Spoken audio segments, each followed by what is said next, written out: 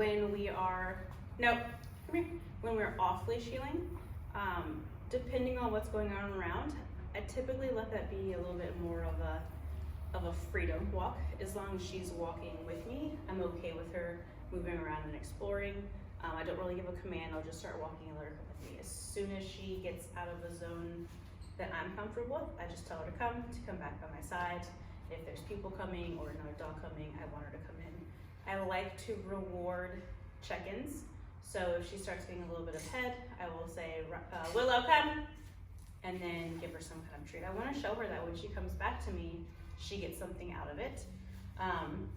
For the recall, the come command, a really good trick is to vary your rewards, meaning that sometime, whatever you're using, vary that too. So if it's kibble, piece of cheese, piece of deli meat, sometimes it's one kibble, sometimes it's a couple kibbles, sometimes it's a piece of deli meat, sometimes it's a couple little cubes of cheese, whatever.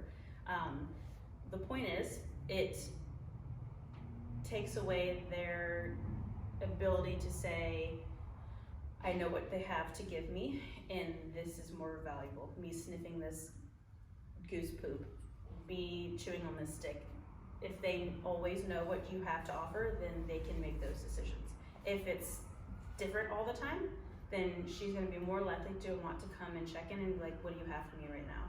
Maybe it's something really good, maybe it's something not, but I won't know until I come in and check in. So that's a really good trick to avoid having to use the e-collar. But the e-collar is there when she decides that she doesn't care what you have to offer, whatever she's doing is way more exciting than coming in and checking. Remember that whatever level works. She is usually about a level 5 or a 6. Sometimes I go a little bit higher, it just depends on what's going on. In the video for healing, we had been working on an 8 because she was, when we first got to where we were walking around, she was totally enthralled with everything going around and she was blowing off the 6 and the 7. And then as she got a little more focused, that became way too much and she kind of did some overhead jolts, so I had to keep adjusting down. So you typically should not really be able to tell that they're feeling the e-collar other than they're responding to what you're asking them to do. If there's a head jolt or a yelp, just turn it back down. But we just want them to respond to whatever level that you're using. So I usually start at a lower level. For her, I start at a 4 or 5. Out! Good girl, thank you. She had a piece of paper towel. Good job. I wish you could have seen that because that was so good. I start out at 4 or 5. Come here. Place before you go over there and do it again. Good girl, thank you. Ah, place. Come on. Good, place. I got these here. No.